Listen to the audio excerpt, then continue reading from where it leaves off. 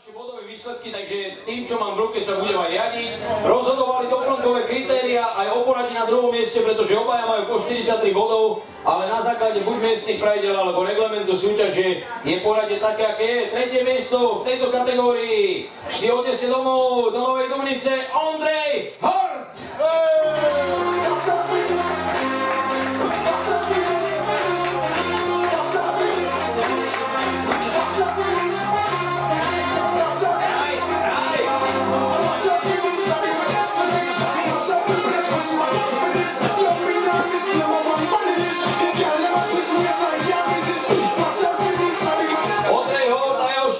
Získaných bodov je na tretej priečke a za tretie miesta sú veľmi pekné ceny Berndorf Sandrík, nádoba na vodu, kozí vršok, balíček a tiež plaketa. Banker Mentality dáva vypichovátko. Dnes som dostal informáciu, že veľmi ste vypichovátka nepoužívali na greenov, že tam bolo dosť veľa takých nerovností, tak môžete aspoň v budúcnosti trošku lepšie.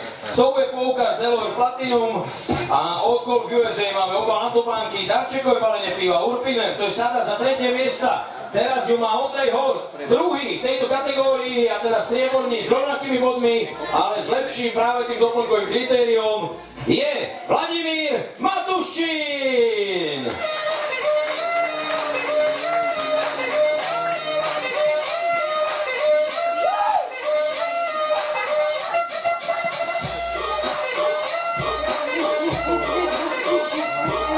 Vladimír Matuščín, 43 uhratých bodov, nádhera. Pred týchto dvoch sa už mohol dostať naozaj len niekto na hranici zázraku, pretože atakovať 50 bodovú hranicu, to nie je jednoduché, zvlášť v týchto náročných, teplých podmienkach, ale podarilo sa to jednému človeku. Už v tejto chvíli vieme, že víťaz tu nie je, to znamená, že mu cenu odovzdáme dodatočne a ani nebudeme môcť zapozovať. Kým však by k jeho menu a k jeho vyhláseniu mena prišlo, tak povedzme, že za druhé miesto je nádoba Navadoviča aj od Berndorf Sandrík. Balíček Daylong, to je dobre po turnaji, ale zase využiješ ho na budúce. Plaketa, balíček kozí sír, Banker Mentality opasok, Delaware poukaz, Platinum, Golf USA dážnik, Vema balíček a darčekové balenie piva Urpiner. A vy dvaja sa už môžete odvodiť spolu, lebo víťaz tu nie je. Víťazom tejto kategórie sa stáva Tomáš Nemčový.